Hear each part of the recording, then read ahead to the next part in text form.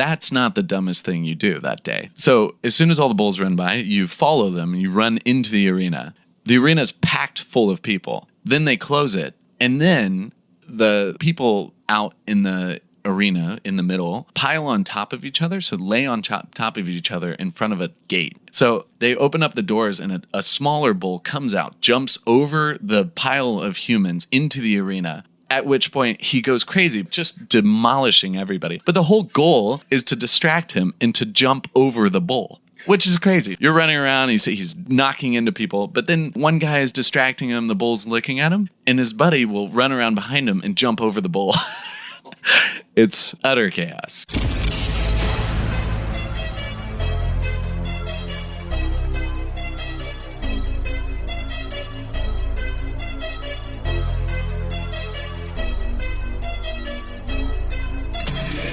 This is the Maverick Show, where you'll meet today's most interesting real estate investors, entrepreneurs, and world travelers, and learn the strategies and tactics they use to succeed. And now, here's your host, Matt Bowles. Hey everybody, it's Matt Bowles. Welcome to the Maverick Show. My guest today is Ben Lakoff. He is a serial entrepreneur, a chartered financial analyst, an angel investor, and a world traveler. He built a cryptocurrency exchange in Thailand in 2017 that he scaled and grew into one of the most popular cryptocurrency exchanges in Thailand. He then helped raise $2 million through an ICO, initial coin offering, for his next venture. Today, he is the CEO of Intelligent Trading Foundation, which develops sophisticated tools for cryptocurrency investors. He is also an investor in B-Hub Prague, a business incubator in the Czech Republic. Originally from the United States, Ben speaks fluent Portuguese, Spanish, and English, and has lived for extended periods in Sao Paulo, Brazil, Bangkok, Thailand, and Kabul, Afghanistan. Ben was also an Under Armour-sponsored athlete and was named Thailand's fittest man. He now runs his business and manages his team completely remotely while traveling the world, having epic adventures. He has lived primarily outside the United States for 8 of the last 10 years, and he's now been to over 60 countries. Ben, welcome to the show. Hey, man. Thanks for having me. So good to have you here, my man. I'm super excited for this interview. Just to set the scene, you and I have been hanging out now for about 2 weeks, spent about a week in the Canary Islands, and we've now been sort of hopping around. We just spent the day in Casablanca, Morocco yesterday. Yeah, it's pretty cool. It was really, really cool. Had you been to Morocco before? I'd been there, but actually only to Tangiers, which is very much a border town. I was with my family in South Spain. Thought it'd be a good opportunity to take the parents over to Africa for the first time. I don't know if they'll make it back to Africa, so it was a good opportunity. That's awesome, man. Yeah, I lived in Marrakesh for about a month last year, and then I initially went to Morocco my first time about 2015. So I'd been to Casablanca, nice. But always good to get back to Morocco, man. I do like the vibe a lot. So that was a fun day. Super excited to have you here, man. I want to start. We have so much really, really interesting stuff to talk about, but I just want to start sort of, introducing your backstory a little bit.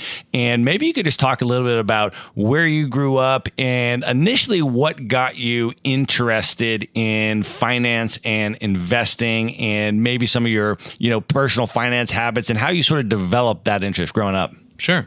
I grew up in Indiana, Richmond, Indiana. So it's a small Midwestern town, about 35,000 people, and really was quite interested in finance, equities, investing from an early age. I was a little bit of a weirdo. I asked for stocks for my birthday at the age of 16 after finding out about compounding interest. Really prioritized saving a lot of my money, putting as much away as possible, having good asset allocation and letting that grow with the idea of becoming less dependent on a paycheck as I grow older in my life. But growing up, I was always interested in that, so led to me studying finance in school. I was very interested in traveling as well, studied Spanish as well, was setting up to work as an expat, working in some area of finance after university. Awesome. And what about your travel passion? Where did that come from as you were growing up and going through your journey? Yeah. It's an interesting one. My parents ask me all the time, why the heck do I travel so much, I think. But as a child, we used to travel quite a bit as a family, doing a lot of camping trips around the U.S. So I think from an early age, the idea of getting out and seeing new things was always ingrained in me. But it was really my sophomore year of university. My sister and I did a backpacking trip through Central America for a month or two. And this really opened up my eyes of, we met those travelers that, oh yeah, I've been on the road for 2 years. I'm down here doing whatever it is they do. So it really opened my eyes to the idea of nomading, vagabonding, long-term travel. I was a college golfer in university, so I wasn't able to study abroad. So I always wanted to travel, wasn't able to during school. So when I graduated, I actually opted to take a year off, backpack, do a little bit more longer-term traveling and scratch that travel itch a little bit more. That's awesome. So you were a Division I golfer in college. That was a huge passion and centerpiece of your life for quite a while. It was a big part of my life for a long period of time, that's for sure. What did that mean to you? Can you talk a little bit about golf and sort of what you loved about it and, what it meant to you growing up? So golf for me growing up, I played a number of sports, but golf was really one of those sports for some reason I just really got obsessed with. I mean, I was the guy in high school, middle school even, do sweepers. We'd be out at the golf course at 6 a.m. practicing chipping and putting and working on our game. So it's just something I really got obsessed with. I think I started playing with my dad when I was younger and quickly started playing in more competitive events through high school. We actually, our high school team won the state tournament my sophomore year, and then I was fortunate enough to get a scholarship to go play golf university, which is pretty serious at the Division I level. So it had a big part of my life. And post university, what's your golf game like now? As a traveler, it's tough to carry around the golf clubs when you're traveling around. So when I lived in Bangkok, I did have my clubs out there and I started playing a little bit. But what I realized is some of the happiest times I'm golfing is late in the afternoon in the summer with my dad, golf course all to ourselves, zipping around, playing golf and chatting about life. So those are like the fun things, and getting behind tourists in a sweaty Southeast Asian golf course was not that passion piece of golf that I liked. So yeah, I found that out real quick. Right. And so then as you moved into sort of your professional career, because you were in the corporate finance world for many, many, many years before you went the entrepreneurial route. Yeah. So let's talk a little bit about that. And maybe we could I'm always curious, how people get into these, sort of location independent entrepreneurial lifestyle situations. And some people come out of it, right out of the gate, purebred entrepreneur, and that's what they do from the start. And then other people, in the corporate world for quite a while, I was in the nonprofit space for many, many years until I was 30 years old, and then I got fired from my job. And then I was like, I'm going to go the entrepreneurial route now. Got to figure something out. Yeah. So it's like everybody has a different journey and a path to getting there. But what was your sort of path and your thinking in terms of going into the corporate finance world, and what were some of those experiences like? Yeah. So for me, the way that I ended up in corporate finance, even it makes sense now, but it didn't make sense at the time. So I graduated university, traveled for a year. I was getting a little tired of traveling, bouncing around so much. So I got a job as a bartender in Buenos Aires and actually met a wealth manager who came in for dinner with his wife. And we started talking. I was saying how, it's year 2009. It's not the best time to get a job in finance in Wall Street. And he was saying, I manage money. I actually look for an intern during the summers. So I ended up sending him my resume and got an internship by that, which was rather serendipitous and quite lucky. But then when I ended up home, packing up to move out to the internship, which was in Aspen, Colorado, it was very nice for the summer internship. I played golf with the VP of HR of a big multinational. I was obviously talking about my travels. I just got back. I speak Spanish. I've been to all the countries in South America. I love the culture. I want to work down there. And he's saying, yeah, we're actually expanding in South America, and we're always looking for people in finance interested to do the expat sort of thing. If that'd be interesting, send me your resume and I'll put it through and get you an interview.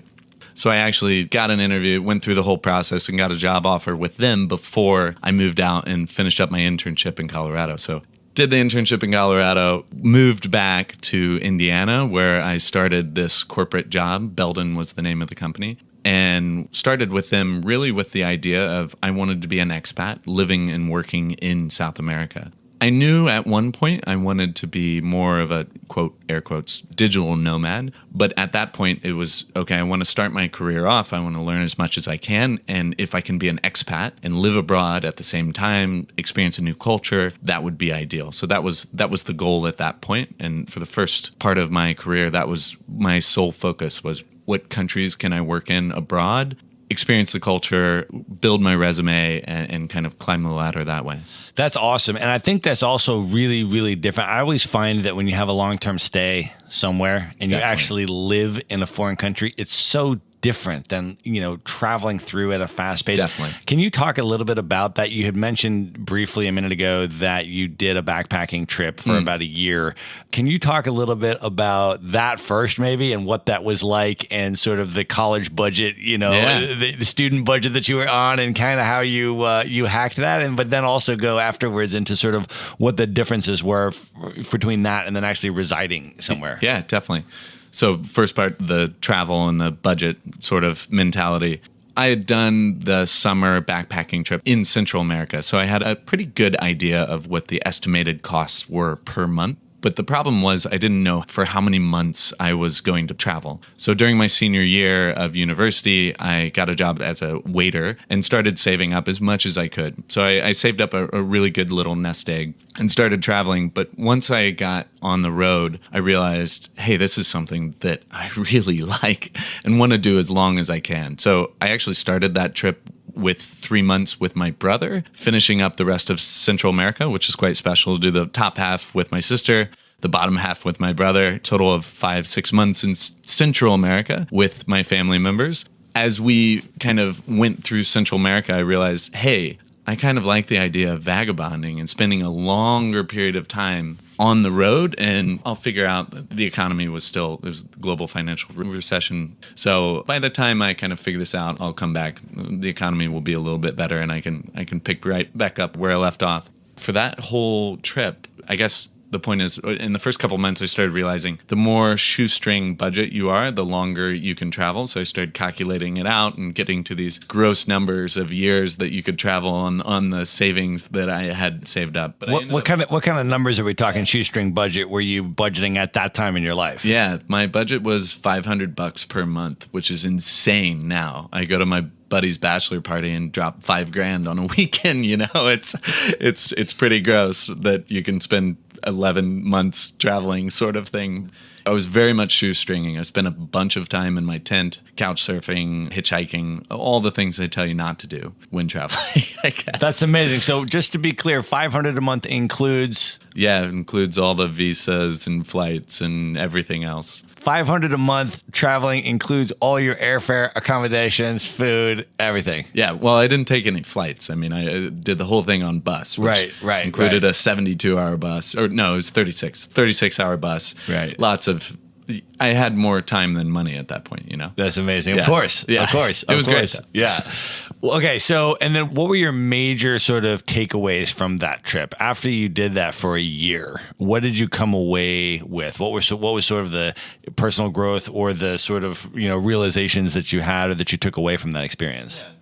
I think when you realize how much you actually need to experience the things you want to experience and provide yourself the necessities of food and housing and shelter and all of this sort of thing. So knowing that if the shit completely hits the fan, that you can scale back your spending and go real small is a really good takeaway. Yeah, I totally agree with that. I think that's really significant. And that's why it's so significant for people to spend time, I think, in countries where the cost of living is so much lower and you just don't need to spend that much money to get your basic necessities taken care of. You know what I mean? It's just, you can just live this amazingly sort of minimalist life in a pretty low cost of living area and just have these extraordinarily beautiful natural, landscapes and sunsets and be around amazing people, all of the stuff. And you can do it for so little money. Yeah. I do it for a little bit more money now. I don't enjoy sleeping in hammocks and in tents for the majority of the month, but yes, I agree. Still, though, most of the places in the world, even if you travel in a nice way, are a lot cheaper than the United States. Oh yeah. I mean, it's amazing. So let's talk a little bit about when you actually then moved and you did the expat thing and you were staying in places for 8 months, 12 months, that kind of length of time. What was that like? And your first location was Sao Paulo, Brazil? It was, which was coming off the 12 months of travel, 6K spent the whole year, start my big boy job after the internship, start getting a nice salary, and basically a month or two into the job, they said, hey, we're doing an acquisition in South America, in Brazil. Since you speak Spanish, we want to send you, which of course I said, that's great, but they don't speak Spanish. And they said, they speak Portuguese. It's similar, and I know some words, but not much. And they said, okay, well, are you interested in coming or helping or not? And I said, yeah, of course. So I went down there for a couple-week assignment, but before I did it, I kind of did a crash course, bought Rosetta Stone, and did a bunch of language learning skills for Portuguese. So when I got down there, I actually was speaking Portuñol, like a nice mix of Spanish and Portuguese to everybody. So of course, when we got back, they were like, yeah, Ben actually does speak Portuguese. He was speaking to everybody the whole time down there. So that little trip, that due diligence trip, we ended up buying the company. They needed somebody to go down there and help with integration. So they ended up sending me down there for about a year, which was pretty wild. I mean, 3 weeks down there, 1 week back in the US, business class tickets, like a very different travel lifestyle than what I was used to for that year on the road. Yeah, for sure. And so I feel, and I want to ask what you feel about Sao Paulo. I feel that Sao Paulo is one of the most underrated cities in the entire continent of South America. I haven't been back to Sao Paulo probably now for 9 years or so. I loved Sao Paulo so much, and I don't know if it was a bit of the first love, like first time as an expat living outside the US, and not to mention the change in lifestyle from the last time I was in South America. So I have a very great memory of it, but I'm a bit too scared to go back because I might change my mind a little bit.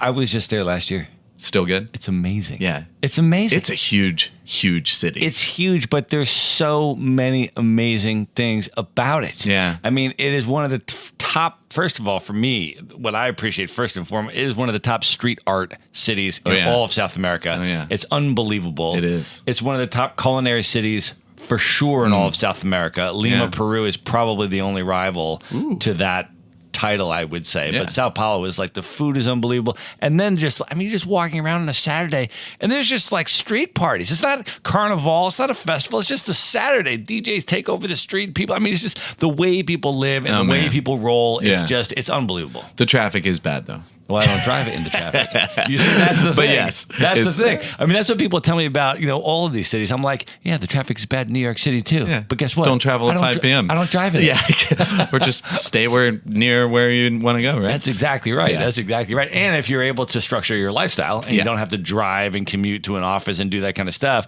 then, that stuff evaporates. You navigate around it. So awesome. So then after Sao Paulo, you also lived for extended periods in Kabul, Afghanistan. Yeah.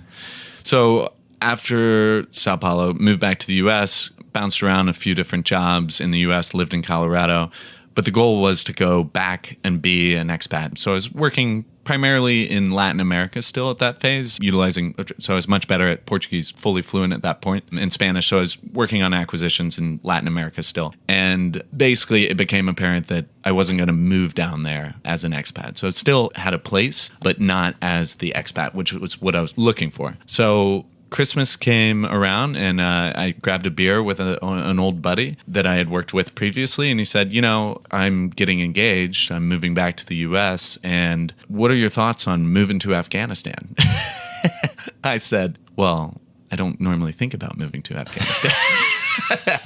And he said, no, in all reality, like this position, head of planning, controlling, and treasury, so basically a controller, deputy CFO of a company in Afghanistan. He said, I'm moving. He was a few years older than me, very intelligent guy. He said, yeah, they're going to have to fill my position. If this would be something that you'd be interested in, let me know and I'll put in your resume. I said, no, I'm not interested in moving to Afghanistan. So flash forward a couple months, I was accepting that job in Afghanistan, as you do. So the plan was to do a 1-year contract in Afghanistan and then move to this headquarters of this company. It's called RMA Group in Bangkok, Thailand. or somewhere in Southeast Asia. So the plan was this was just a means to the end of going back that expat route. So I ended up doing 8 months in Afghanistan, which was pretty wild. So I spent some time in Dubai, but definitely a lot of time in country in Afghanistan, which was pretty wild. So I've never been to Afghanistan, and I've actually never been to Central Asia in general. Super high on my list. Yeah. I mean, I really want to go through and see There's a Uzbekistan, lot of Turkmenistan, beautiful- and all these amazing places. I know that I love Afghan food. That I will tell you. Oh, yeah. Afghan restaurants, when I find one, I go. Give me all the period. bread. Yeah. Yeah. I mean, I Afghan food I love, and so, but I've never been there. What was Kabul like, and what was it like for 8 months living there? Yeah, it's a war zone. I mean, it definitely is. It's full, get picked up by an armored car, you go through a number of different sweeps and pat downs and metal detectors, have an armed guard, wear a vest most of the time. We lived in a compound, so lived and worked in the same compound. So not a very high quality of life. I will say that the Afghans are wonderful people. I mean, it's just terrible what's happened to their country over the past 20, 30 years or whatever. The food is fantastic. The climate is very similar to Denver, so it's actually quite pleasant. It's very dry. And the tail end of the Hindu Kush, you can see the view from the city, so it's beautiful. Yeah, it's not very safe. Yeah. So then after that was Thailand your next major long-term stay? Yeah, so I moved to Thailand, and from there, I lived there for 3.5, 4 years. So working as an expat for an American company, we were essentially a holding company of 95 legal entities. So I was the head of planning and controlling for them. A lot of acquisitions, divestitures, strategy, budgets, forecasts, all of that stuff was going through me and my team. Right. And then you were based in Bangkok. Yeah. Awesome. And while you were there, this was also sort of where a lot of your entrepreneurial development ultimately happened as you transitioned out of corporate in Thailand, right? Yes. So Thailand has a pretty significant role in your life. And It does. And you were an Under Armour sponsored athlete, and you were named Thailand's fittest man. Yeah. How did that come about? Let's talk about that first. Yeah. And then I want to get into the kind of the entrepreneurial transition, but talk about how the Under Armour sponsorship came about. Yeah. So when I was in Bangkok, I got really into fitness. Fitness has always been quite important in my life. Always more of a consistency is the key sort of thing. So ever since early, even middle school and then college with golf, fitness always played a very central part of my life. So when I moved to Bangkok, part of what I do when I move to a new city to meet new friends, it's kind of difficult as a mid-25-year-old or 28-year-old or whatever I was.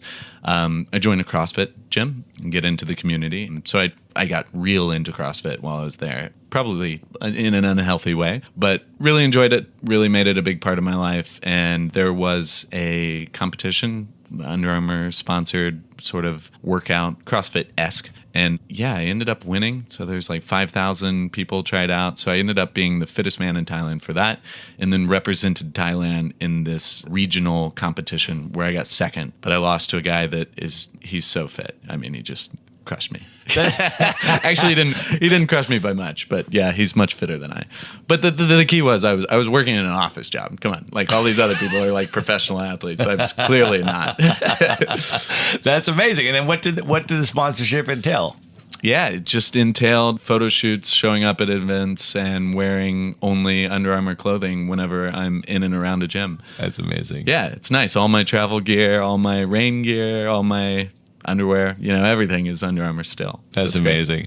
So I feel like Thailand really is this magical place in many ways that gives rise or redirection to entrepreneurs and digital nomads. And there's so many people, including many that I've interviewed on this podcast, that have Thailand origin stories. Yeah, I can imagine. Can you talk a little bit about your experience in Thailand and what the entrepreneurial transition was? And maybe just talk a little bit about the mindset of why did you choose to leave the corporate finance world and go into an entrepreneurial direction? Yeah. I'm super interested in that because I feel like a lot of people don't do that. You know what I mean? They're not It's comfortable, right? They're not entrepreneurs, or they don't feel that that's the right move for them. So for you, what was that transitionary thought process like? How did you decide to go in that direction? Yeah.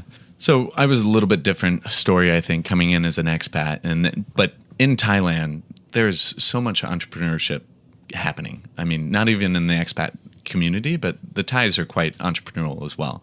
And even the company I was working for is still private. The guy started it 40 years ago, had over $1 billion in revenue. I mean, pure entrepreneurship ran through the blood of the company. So each 95 legal entities, each country, a cluster of legal entities, pretty operated in an entrepreneurial fashion. It was pretty much encouraged. So it was in and around me so much, and I just realized that this isn't the path that I want within the corporate world. I wanted to do something a little bit different, control my destiny a little bit more than coming in and punching in the clock. Started doing a lot of research, meeting with a lot of people, doing a lot of meetups, and really spreading my network within the entrepreneurial network of Thailand.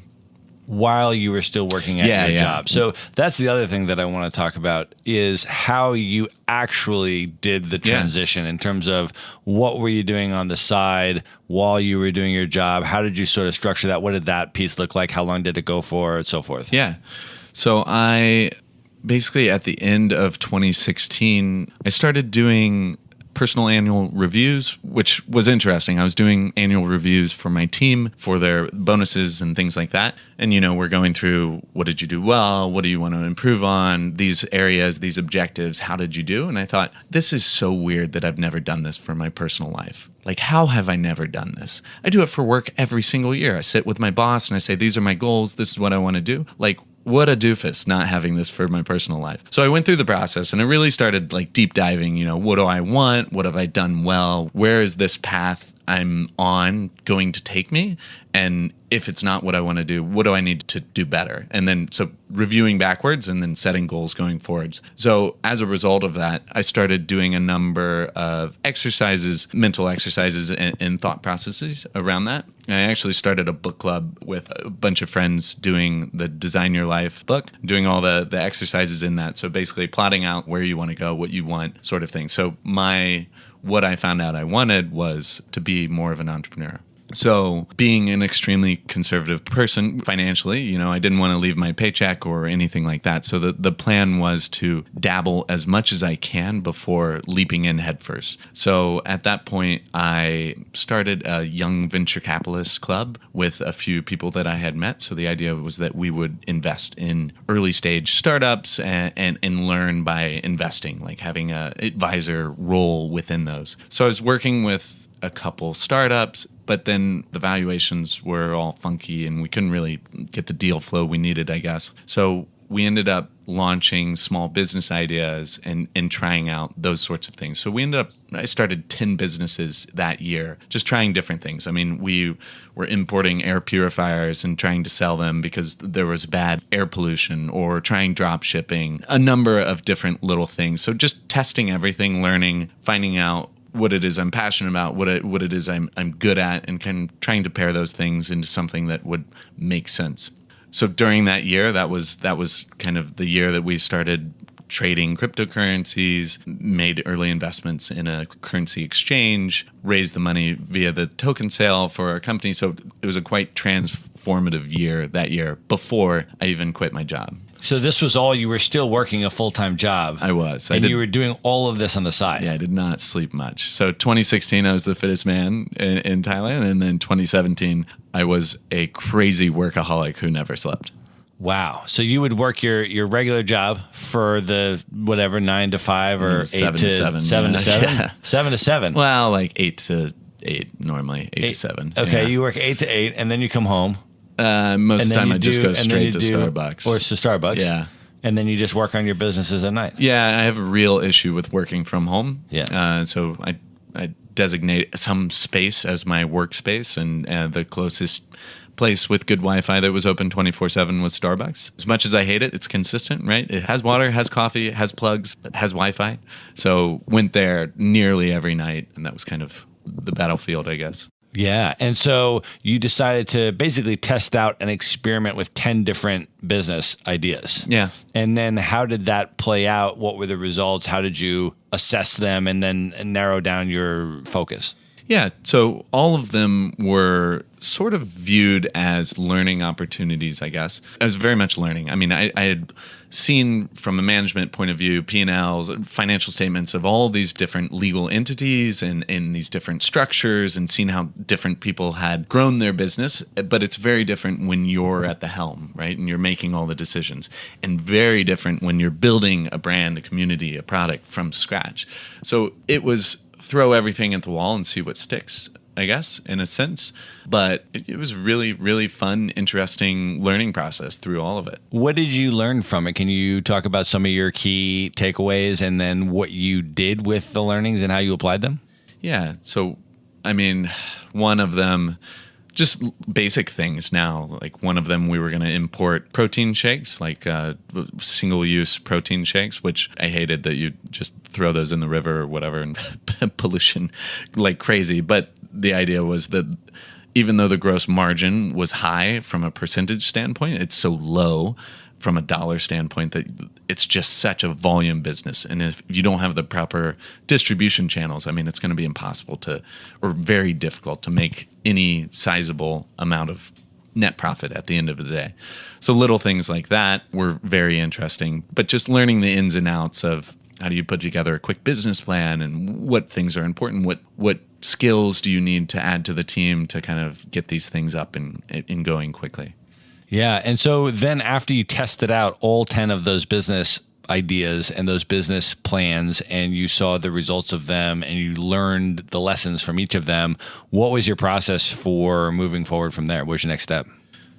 Basically funding. I mean, I would still be tinkering, but funding dictated which projects I need to put more of my time into. And fortunately, my passions include investing in finance. So fortunately, the ones that did get funding or became more successful were right up that alley. And can you talk a little bit about the cryptocurrency exchange and how you built that, but maybe just start really from the very beginning and just explain what is cryptocurrency for people that are not in that space, and then what is a cryptocurrency exchange and what is it exactly that you built and how you added value to the marketplace with that company? Cryptocurrency in its most basic form is something like Bitcoin, the most common one that everybody knows. So it's a digital asset that's cryptographically secured. So it's decentralized. It's not backed by any government. So it's something that's very interesting that came about in 2008, 2009. And for me, I just got very interested in these not that early on. I mean, my sister asked me about it probably in 2011 or 12. And at this time, I was working at JP Morgan. And I was like, put your money in stocks. Don't put any money in that crazy cryptocurrency stuff, which she still reminds me of to this day. But got more into it late 2016, started doing a lot of research, and it's like the thread in your sweater. As soon as you start picking at it, you kind of start unraveling all of these things and start digging in, going down the rabbit hole, as they say. So got really, really interested. And then the cryptocurrency exchange, what that is it's just a marketplace for buyers and sellers to exchange these cryptocurrencies. So right now there's over 2,000 different types of cryptocurrencies serving a number of different purposes, but these exchanges are a central marketplace to buy and sell them. Okay, and so how did you decide and how did you come up with a way to differentiate your company and your exchange that you were building and to make that successful and profitable and one of the most popular exchanges in Thailand now? Yeah, it's difficult. And especially now, it's essentially a red ocean. There's so many cryptocurrency exchanges out there. It's very difficult to stand out. So we were one of the main 2 crypto exchanges in Thailand at that time, converting Thai baht, which is the local currency, into cryptocurrencies like Bitcoin. So yeah, it was a long slog. I mean, UI, UX, security, these things are all important, but everybody's focusing on them. So good customer service. And to be honest, it's still struggling to compete with these bigger, more international, well-funded companies, crypto exchanges. Now, at what point did you, on your entrepreneurial journey of these side hustles, did you decide to actually leave the corporate world and focus full time on the entrepreneurial stuff. What was for you that moment where you made the entrepreneurial leap and you decided to transition? Yeah. So after the success of our token sale, we raised $2 million. That was when I decided that, it's probably safe to quit my job. But I had a 2.5, 3-month notice period. So you quit and then you have to work another couple months. So I wanted to help them get through budget season anyways. But so I didn't leave until early December, and we finished our token sale in September. Okay, so today you are the CEO of Intelligent Trading Foundation, which is what you raised the $2 million for, right? Which develops sophisticated tools for cryptocurrency investors. Can you talk a little bit about what that means and what the company actually is doing and developing? Yeah, sure. What we started was selling trading algorithms for cryptocurrency traders. So we were trying to solve the problem of, you log into these exchanges, there's 2,000 cryptocurrencies. What one should you buy and what one should you sell? This was the problem we were working on. We had developed a number of different strategies and different mediums for consuming these alerts. So like a simple text message, it would say, hey, this price has just done this, and based on our algorithms, it could be bullish, it could maybe go up, but it was up to the investor to pull the trigger on that. So that was our first product. The second product, we automated that. So instead of you pulling the trigger, it would execute the trade automatically. So automated algorithmic trading for traders. And now we are more along the lines of portfolio management. So with cryptocurrencies, I believe that they are very important. Cryptocurrencies, tokenized securities, these will continue to grow in importance and popularity and earn a place in most investors' asset allocations. So for me, it depends on every investor, but you need to have a little bit of your net worth put in cryptocurrencies. It makes sense. They're uncorrelated to other asset classes, and maybe it goes to zero, but maybe it doesn't. So I think the risk-reward ratio is quite good on it. And if you put 1% of your wealth and it goes to zero, I mean, you're not out on the street, right? So our next product, ITF Portfolios, is really about helping investors get invested. So you put in money, it allocates it to a basket of cryptocurrencies. We're adding algorithms that will sense a downturn in the market, pull a little bit of money out. So intelligent downside risk protection, all with the idea of helping get more investors invested in cryptocurrency. Okay. And how should people think about if they're not yet invested in cryptocurrency and maybe they just have kind of like a peripheral news headline view, Bitcoin and some of these things soaring up in value at astronomical rates and then crashing down, it's sort of, there's sort of, I think, a roller coaster perception from the headlines. Definitely. What is your take as you look at the long-term view? I mean, going back a decade, looking forward a decade and stuff like that, what have people been seeing? What has been happening in the cryptocurrency market? And where is it going? Yeah. So the long-term trend since Bitcoin's inception is up, but last year was nasty. I mean, I've never held an asset that it's gone down by 70, 80% ever. I was the guy, very important, putting a lot of my wealth in a number of different assets. And yeah, if a stock pulls back in 5% in a day, I'm losing sleep over it sort of thing. So to have something go down by 80%, it's definitely changed my risk tolerance. Now I put money in stocks, it goes down by 10%. I'm like, yeah. That happens in a day in Bitcoin, right? But for me, it's just the risk return. I mean, do your own research, go into this thing, but there's a lot of potential about crypto, and I don't want to go into the nitty-gritty details, but I think it makes sense from a diversification standpoint. Have a little bit, get you invested, get you following it, do a little bit more research, and you might like what you see and start putting a little bit more in at that point. Let's talk a little bit about some of the other stuff that you are also personally investing in. You do angel investing as well, right? Can you talk a little bit about your approach to angel investing and what you look for in new early stage startups? How do you assess them? What types of companies do you invest in? Yeah. So for investments, I'm interested in a number of different things. So I bucket things into traditional finance, traditional assets, and alternative assets. So within alternative assets, I've gone pretty deep. These include things like cryptocurrencies, real estate, peer-to-peer loans, a number of different things. So with angel investing, that just falls into this bracket as well. It's quite risky, very, very risky. And the few investments that I have made, it's mostly about team, potential, and there's a bit of gut feel, right? I mean, the financials are mostly pie in the sky. You're gonna be a unicorn in 2 years, sort of thing. So it's what's your gut feel? It's the chemistry with the founding team. Yeah. Mm-hmm. And so how do you identify those companies, though? Like, what is the process for you to approach, find, and then assess sort of these companies? Do you get pitched? Are you in a space where they're finding you? Like, what's your process for identifying the companies that you actually do the angel investing with? Yeah, I've scaled back. So most of it was angel clubs or venture clubs sort of thing to get the different deal flow. But to be honest, I'm working in a startup. I'm investing in cryptocurrency with my career. So from a risk perspective, I feel that my future income is quite risky. So I've scaled back and most of my investments now are a little bit more defensive and less risky. And what was the latest investment you and I were just talking about a minute ago? Oh yeah. So sometimes I make exceptions. So I have a buddy that has a production company. So I've been investing in small indie films, which is interesting. It's something I've always been interested in. He's a really good friend, and he does some great things. So I want to see what he has. That's amazing. I love the diversification aspect and your willingness to experiment in a lot of these different places and see how it goes. And of course, I think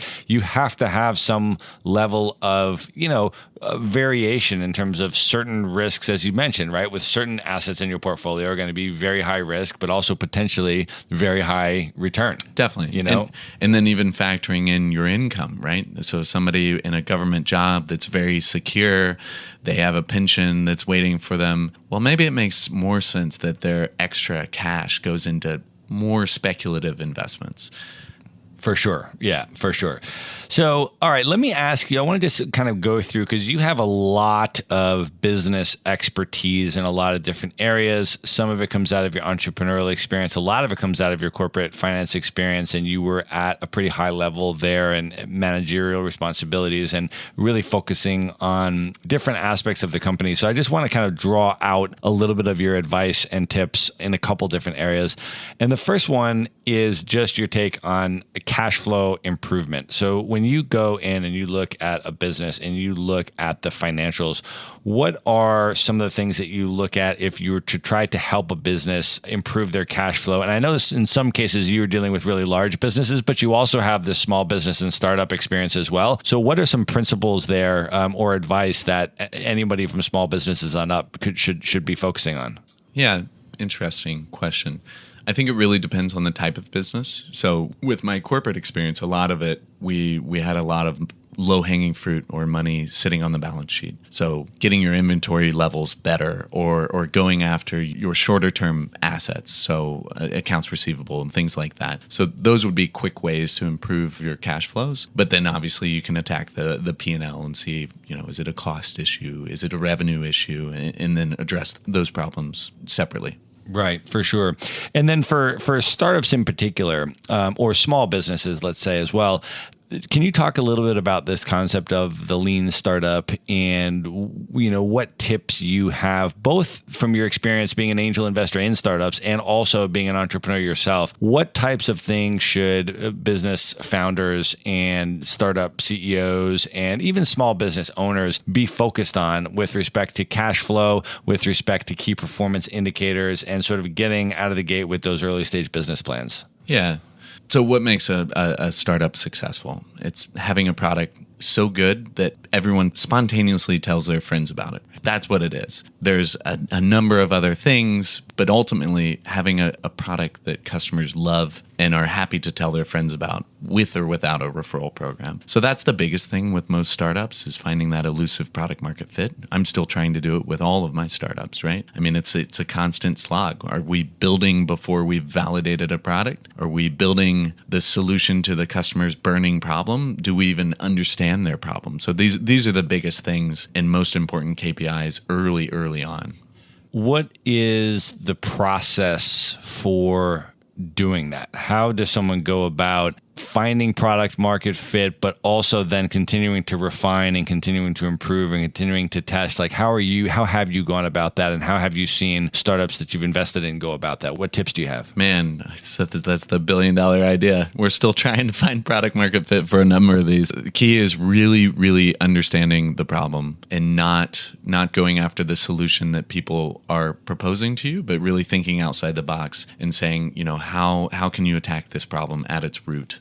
Can you talk also a little bit about scaling and staffing and managing a team? Because I feel like those are really important concepts, and some people go at them at very, they're sort of, I see mistakes on sort of both extreme ends of the spectrum, right? The people that fall into sort of the self-employment trap where they're almost doing all this stuff themselves and they're not outsourcing and scaling and building systems and processes the way that they could be more efficient for them. But then other people, I think, are too, quote unquote, growth focused in terms of staff, and they're taking on too much staff too quickly. And that's creating efficiency problems and stuff like that. So what are your sort of thoughts and experiences on scaling and staffing and how to think about actually building and growing a business? Yeah. So I think with that, it's wear a number of hats before you hire somebody. So there's the admin overhead that you don't anticipate of hiring somebody. So there's not only the training time, but there's the other things that take up a lot of time. So it's not like you hire another person and instantly you're twice as fast, right? You gain a little bit of speed, but after that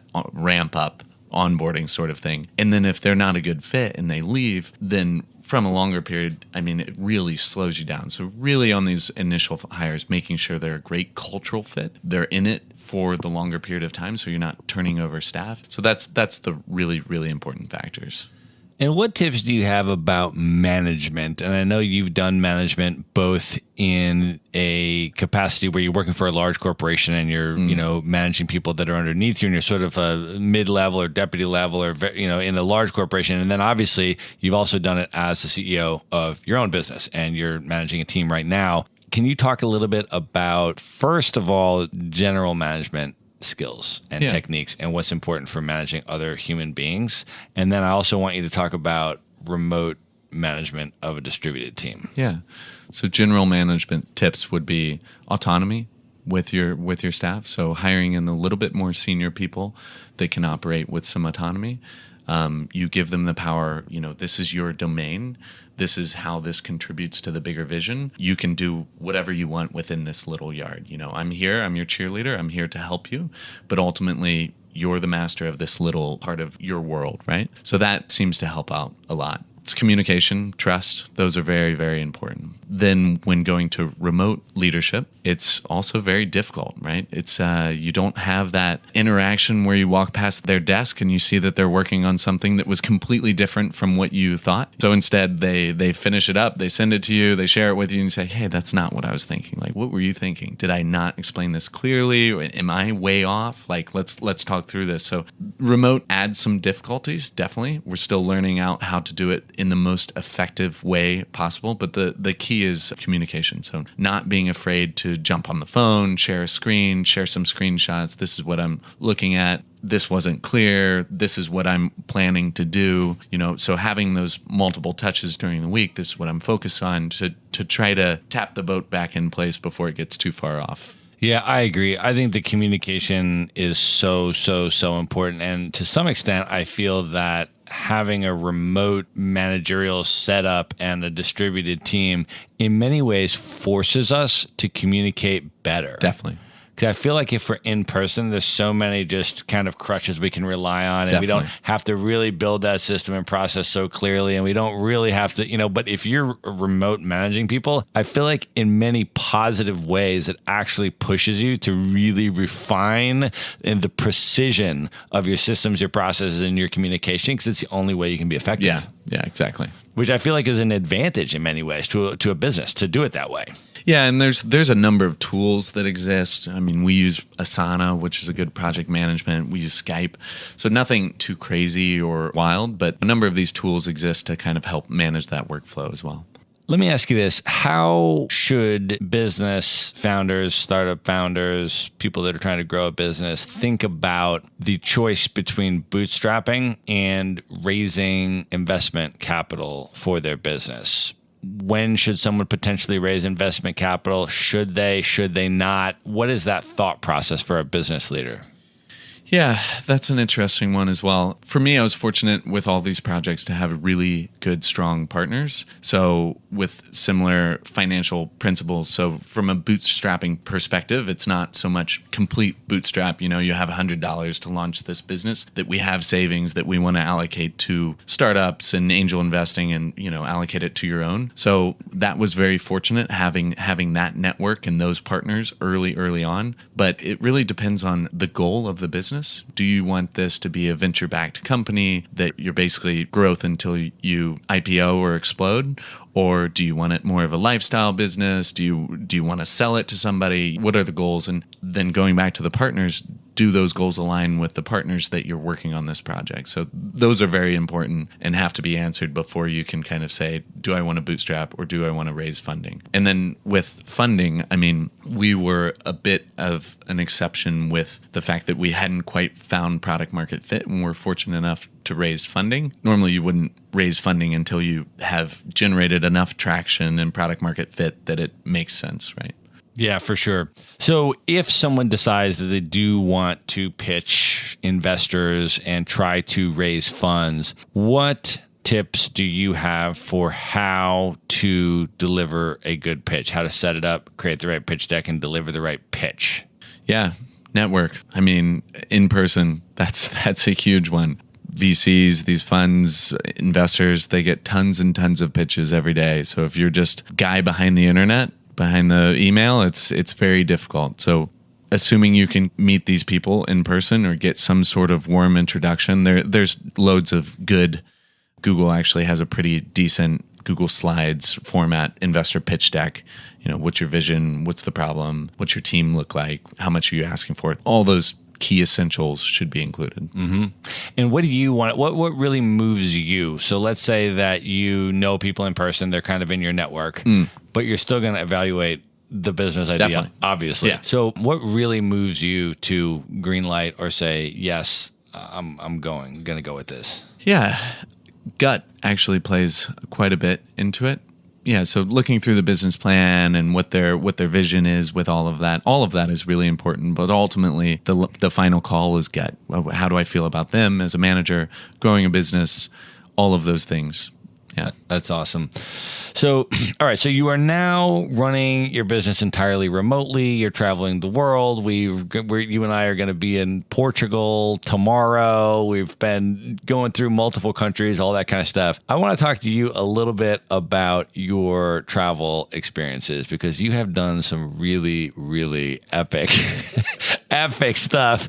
And I want you to share a little bit about it. So we're in Spain right now, and I understand that you have done the legendary running of the bull in Pamplona. I did. Can you talk about that experience? And basically, if people haven't heard of that, can you say basically what it is, like what the context is, and then what that experience was like for you? Sure. So it all started in middle school. And so in the U.S., so middle school means 5th, 6th, 7th, 8th grade in the U.S. So you're probably 12 years old or so in 7th grade. And when we were taking Spanish class, we learned a bit about Spanish culture. So there were two things that I always wanted to do from that age. And one was Tomatina, which is the end of August. It's the big tomato fight. I'm not even sure where it is, but you basically run around the streets and throw tomatoes at each other. Sounds awesome. And the running of the bulls. So the running of the bulls is terrible. They run in. And so what it is bullfights in Pamplona are still a cultural thing. So they still allow them. But to get the bulls into the arena, they actually start them, I forget how far away it is, but they run them down this alley into the arena where they do the bullfights. But they allow spectators to run in front of the bulls with the bulls into the arena. So it was pretty wild. I got a few of my really good friends involved to do a little road trip through Spain, and it's insane. I mean, the running of the bulls part. So you line up, you get ready. It's I think at 8:00, 7 or 8:00 in the morning. Which Pamplona is a huge party. You know, it's San Fermin festival. It's everybody's running around drinking a lot of red wine. So you wake up really early. We didn't drink the night before because we're running away from bulls. You know, and they let you out a little bit before you go down the alleyway, and this is the standard like Spanish, the beautiful alleyway sort of thing, and everybody's lining their balconies. It's pretty surreal. But then you hear the cannon, and you know the bulls are coming. You are out there with I don't know how many people that are running, all dressed in white with the red bandana. It's really cool. But then everybody starts kind of jumping, looking back, so trying to see the bulls coming, and then somebody inevitably starts running a little bit too early. So you think the bulls are coming, so everybody starts running. It was just chaos. I mean, it's exactly what you'd think it'd be. Like, so we all turn and start running, and of course, like somebody falls down right in the way, like we're dragging him out of the way, trying to get at people everywhere, and then everybody just kind of pushes you and you get pushed to the side, and then all the bulls run by like super fast. So we're like, what the hell, is that it? So we just like, run out, keep running behind them. And then we think there's another bull behind us. So you run over to the side. So it's crazy. And I'm very glad I only did it once, because the second time, you'd be a little bit more risky, and you'd like, oh, I'm going to stay out a little bit more in the center, a little bit closer. I want to touch the bull when he runs by, sort of thing. And I probably would have been killed. So I'm glad I didn't do that. But the crazy thing is, so that's not the dumbest thing you do that day. So as soon as all the bulls run by, you follow them and you run into the arena. The arena is packed full of people. Then they close it. And then everybody stays in the center of the bullfighting arena. You've got people everywhere going crazy. And the people out in the arena in the middle pile on top of each other, so lay on top of each other in front of a gate. And we're like, what the heck is this? We didn't do much research. It was not very smart. So I'm like, what the heck is this? They open up the doors, and a smaller bull comes out, jumps over the pile of humans into the arena. At which point he goes crazy because there's a bunch of people running around distracting it. So he's running around just ramming into people, but he's got like plugs on his horns. So he's not goring anybody, but just demolishing everybody. But the whole goal is to distract him and to jump over the bull, which is crazy. So the bull jumps over humans to get in there with a bunch of humans. You're running around, he's knocking into people, but then one guy is distracting him, the bull's looking at him, and his buddy will run around behind him and jump over the bull. It's utter chaos. We had a great time. That is incredible. Wow. But you've done a number of other amazing things. You actually did the hike to Everest Base Camp from Nepal. Yeah. What was that like? That was a fun one. How did that come about? Yeah. Same sort of thing. From an early age, I've always been mountaineering, rock climbing, out in the mountains, hiking. So Everest was always that thing that I wanted to see. So it never really appealed to me climbing Everest. It's a little commercialized now or whatever, but I still wanted to see it, wanted to be in the Himalayas doing the hiking. So planned a trip during a vacation when I was working in Thailand, convinced my sister and her boyfriend to come with me, and we decided to do the 3-pass loop, which I think is 22 days. But of course, I didn't have that much time off for work, so we had to cram it into 17 or 18 days. So I planned out the whole thing, didn't do it with a porter or a guide. Yeah, we can do all of this. So did the hike. So you go over 3 passes that are over 5,000 meters and hit Everest Base Camp, obviously. So it was really cool. Wow. And so what happened? When you tried to cram it into 17 days, what did you have to do differently? And what was the result of that? We took every single pill or thing that was that we read would help with acclimatizing faster, because the biggest thing is you're taking out the acclimatization days. So you're moving up from a relatively low altitude in Thailand to a relatively high altitude over 5,000 meters in a quick period of time. So doing as much as we could to speed that up was the priority to make it all work the way that it needed to. And how did it go? What was the hike like? It was awesome. We had one little snafu, but the rest was very beautiful. Yeah. Amazing. You also did the rickshaw run across India, where you basically race a auto rickshaw from one side of the country to another. Yeah. What was that experience like? Yeah. So there's a company called The Adventurists, and they organize these kind of crazy adventure races. It's not a race, but kind of a race all over the world. So I did my first one in South America in 2009, and then a couple years ago did the rickshaw run in India. So what this is you jump in an auto rickshaw or tuk-tuk looking thing, and we drove it from Rajasthan, from Jaisalmer to Shillong, which is so basically the border of Pakistan to the border of Myanmar. I forget how many kilometers it was or how long it took, but it was pretty cool, and they say the one thing you can't do is drive at night, which the roads are really dangerous or whatever. So, of course, the first day we destroyed one of the rickshaws in our little convoy of 3. So we had to tow one of them, which of course destroyed the other one. So we're real stuck. So we fixed one. We're able to tow one at a very slow speed. So of course we drove until like 2:00 in the morning the first day, which was ridiculous. And then had to load the broken one into a dump truck and ended up sleeping in the dump truck the first night. It was a good start. Good start to a fun adventure. That's amazing. Yeah. That's amazing. And what was the overall impression of India? I mean, throughout that experience when you saw the country and experienced it? Yeah. I'd been there before, but this was a very unique way of seeing a big portion of it. So a group of 3 auto rickshaws driven by white guys is kind of a spectacle, I guess. So you can't really blend in wherever you're going. You're the bunch of idiots on a rickshaw lost somewhere in India. So it was a really flash through most of India, but we got to see all sorts of different things. Saw the Taj Mahal, a lot of Rajasthan, Darjeeling, Varanasi, got to see all sorts of India, which is a fascinating, massive country. Yeah, it is absolutely huge. I've been there a couple times, and I feel like I've only seen a tiny fraction of it. But I also feel like it has the best food in the world. So it is. But I tell you what, after a couple weeks, all you want is like a plain chicken breast and fries. It's like I don't want all of these wonderful flavors. Yeah. And I love Indian food. Yeah, I love Indian food too. That's amazing. But okay, so you said you did your first event with the company in South America in 2009. Can you talk a little bit about what that was? What was the event? What was the experience? And what was that like? Yeah, so this was my first run-in with these adventure races, and it was pretty intense. I should have looked up the stats before this, but we went from Lima, Peru to Asuncion, Paraguay. And basically, my parents had met me down to do Machu Picchu together. And right before they came, I met a group of people that were doing this race in a hostel. I played ping pong with one of the guys, and they were like, yeah, we have an extra space. You should come. And I was like, I don't know, guys, whatever. I'll meet you here after my parents left. So they started in Lima.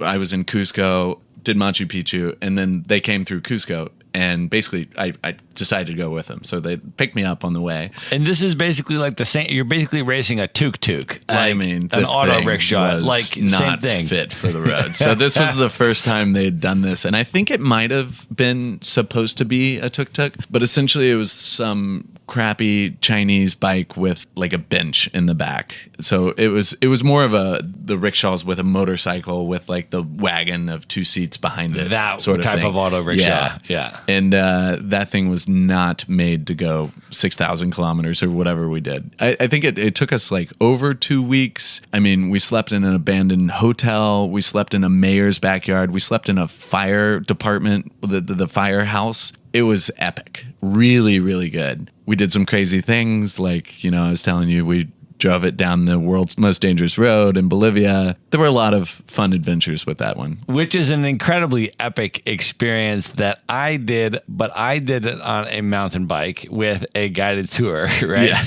So the world's most dangerous road in Bolivia, I mean, just to contextualize that for people, it has the name and sort of the lore of that because it used to be the only bypass road that cars and trucks could get from one part of Bolivia to another. So trucks that are like bringing produce and cars that are coming. And it's basically like a one car length road that has basically 1,000-foot drop off with no guardrail. It's just crazy. And so what would happen is the cars would try to pass each other on the road, and it would be like the rainy season, and one car would just go over the edge and fall off the cliff. And so there would be 300 people a year dying on this road because of that. Now, about 10 years ago, they built a bypass road like a highway for Thank the cars God. and the trucks to drive on. Yeah. So now the cars and trucks don't usually drive on this road anymore. It's mostly for mountain bike tours and stuff like that, which is what I did, which was totally amazing because the scenery is just, I mean, it's basically like a 60-kilometer downhill ride.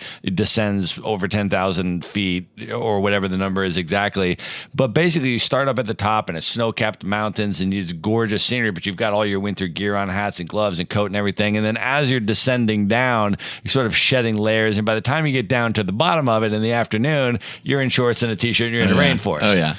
I mean, Pretty wild. It's gorgeous. Can you imagine going down amazing. that thing in a bus? My God. I can't imagine going down it in an auto rickshaw Well, yeah. like you did. Yeah, it's a lot more narrow than a bus, though. Thank Yeah, God. that's true, But yeah, that's it's true. also the brakes were not trustworthy. Yeah, that is amazing, man. Unbelievable. And then more recently, you went to a scuba diving trip in Komodo Island. I did. I want to hear about that because I've never been to Komodo Island. I have heard it is an incredibly unique place. So can you say like what that is and what that experience was like? Yeah, so it's an island in Indonesia. So I had gone down to Lombok, which is one of the islands, not Bali. I stayed for a little bit and actually ended up rather spontaneously taking a boat, which was 4 days maybe, to Komodo from there. It was always a dream to see Komodo dragons and scuba dive there, which is fantastic. The dragons thing was from an early age when there was an advert saying there was dragons at the zoo. So I pestered my mother to take me to the zoo forever, thinking that there were big fire-breathing winged dragons at the zoo. So when we got there, apparently I was like, what the hell's that thing? It's just a big lizard. Like, where are the dragons? This is bullshit. So but I wanted to see them in the wild anyways. But the scuba diving there is really, really fantastic. It was the first time I'd gone in a really long time, maybe like 2 years. I love scuba diving, and I've been on a number of dives, maybe 60 dives, but there was a gap in my scuba resume. And the first one was really intense, really big drift dive. I've never experienced anything like that. I had so many cuts and bruises from being battered along the bottom of the ocean floor. That was a weird way to start scuba diving again after a long hiatus. Wow. So, but you saw the Komodo dragons. Oh, we did. Yeah. Awesome. All right, Ben, at this point, are you ready to close this out with some lightning round questions? That I am. Let's do it. The lightning round. All right, what is one book that you would recommend to people that's really influenced you over the years? Tim Ferriss, Tools of Titans. Awesome. What is one app or productivity tool that you're currently using that you would recommend? Pomodoro timer. The one I used is Get Focused. Awesome. What is a stress management technique that you use to deal with alleviating stress in your life? Meditation, breathing exercises, either or. Awesome. What is a tip that you have for optimizing productivity to get more stuff done? Prioritize sleep would be one. Yeah, the biggest ones there is like prioritize sleep, eat enough veggies, stay active. Those are the big ones that kind of help keep your body ready for these things. Okay. As the fittest man in Thailand, and probably the fittest man in a lot of other places you go, can you talk a little bit about, or maybe just give like one main tip on how to prioritize fitness and how to stay fit while you are traveling? Sure. Do it. That's it. Consistency. I mean, you don't need any equipment. Just have the mindset that you're a person that works out consistently and make it happen. Awesome. Last question. If you were to give advice to your 18-year-old self, knowing everything that you know now and having experienced everything, what would you say to 18-year-old Ben? Man, that's a tough one. Advice to my 18-year-old self. Learn the guitar. I would have liked to learn the guitar. Have one more skill in your repertoire to bust out at parties and all that good stuff. That's awesome, man. I love it. Awesome. Well, Ben, thank you so much for being here today, man. This is really a blast to have you on the show. Yeah, thanks for having me. This is great. All right. Good night, everybody. Be sure to visit the show notes page at themaverickshow.com for direct links to all the books, people, and resources mentioned in this episode. You'll find all that and much more at themaverickshow.com. Would you like to get Maverick Investor Group's white paper on real estate investing for digital nomads? How to buy U.S. rental properties from anywhere in the world and finance an epic international lifestyle? Just go to themaverickshow.com/nomad. The report is totally free and available for you now at themaverickshow.com/nomad. If you like podcasts, you will love audiobooks, and you can get your first one for free at themaverickshow.com/audiobook. Whether you want the latest best-selling novel,